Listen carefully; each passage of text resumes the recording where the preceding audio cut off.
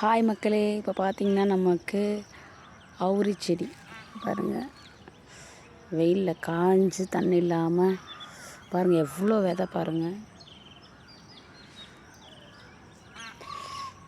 பாருங்கள் இதாங்க அவுரி செடி. செடியை பிச்சிங்கனாவே அப்படி நேராக பாருங்கள், பிச்சு பார்த்தா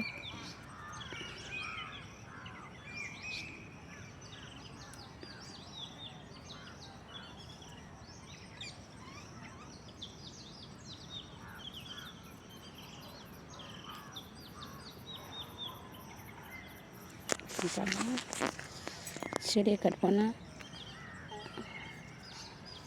பிசு இல்லாமல் நேராக வரும். இவ்வளோ விதை இருக்குது பாருங்கள். வா, ரொம்ப நாளாகவே அந்த கொங்கு பாருங்கள், இங்கேயும் இருக்குது பாருங்கள் அவுரி செடி.